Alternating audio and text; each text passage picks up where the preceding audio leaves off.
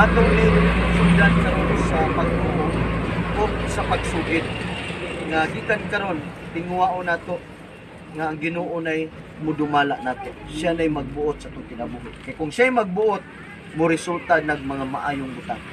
Mo resulta nag maayong kahimtang. Kay siya may nagbuot. Siya man ang Dios nga magagahom sa tanan. Sige, uban mo na ko ani nga pag-ampo. Langitnon nga amahan. Dios nga magagahom sa tanan. Ikaw ang Dios nga nagbuhat sa langit ug sa yuta. Ikaw ang Diyos na buhat sa langit. Ikaw ang Dios ni Abraham, Ikaw ang Diyos niya. ni Isaac ug ni Jacob. Ikaw usab ang Dios sa mga apostoles. Ug ikaw usab sa gihapon, Sa gihapon. ang Dios nga akong gisampit karon. Akong Diyos ang kasampit. Ginoong Dios, akong giangkon Akong Diyos nga ako nay kakulangon, nay kapakyasan. Nakasala ko kanimo sa akong hunahuna, sa akong pagpamulong ug sa akong binuhatan. Ginoong Hesus, ako kang giila nga ikaw nagsakripisyo, namatay ibabaw sa krus, gilubong ug namanhaw, kay gibayran nimo akong sala. Imo kong gilukat, imo kong giluwas. Ginoong Hesus, salamat nga karong orasa ako kang giangkon nga akong manluluwas. Gikan karon maghari ka sa akong kasing-kasing sa tibok na kong kinabuhi. Akong isugid nga ikaw akong Ginoo. Ikaw ang tag-iya. Ikaw ang akong agalon. Ikaw ang akong Dios sa akong kinabuhi.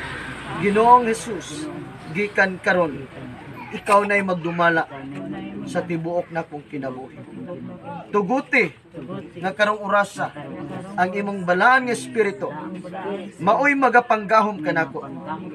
Mo'y maghatag kanako kaalam ug kahibalo sa pag-alagad sumala sa imong kabubuton. Ginoong Hesus, salamat sa imong kaluoy. Salamat sa imong grasya. Salamat sa milagro nga akong gidawat karon. Isulat ang akong pangalan sa libro sa kinabuhi. Hinumdumi ako, Ginoong Hesus, sa adlaw nga ikaw mubalik. Salamat Ginoong Hesus sa kapasayloan ug sa kinabuhi nga walay katapusan. Imo na ako ug ikaw ang akong amahan sa akong kinabuhi. Dalaygon ikaw sa walay katapusan. Kining tanan akong gipangayo sa ngalan ni Kristo Jesus. Amen. Amen. So salamat sa Dios. Ang Bible nagsulti nga ang midawat kang Kristo Juan 1:12 gitagag katungod nga mahimong anak sa Dios. So kitang tanan anak sa Dios. Amen. Kaso lang usay wala na to nasabtan atong identity. Kay kung makasabot ta sa atong identity anak day ko nimo Lord. So di ta maulaw sa Ginoo. Ang taong maulaw tong taong guilty.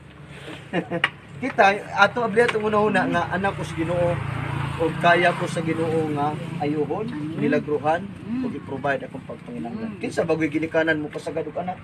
Wala man. So naa na sa tong mindset pagtuo nato nga anak ko sa Dios.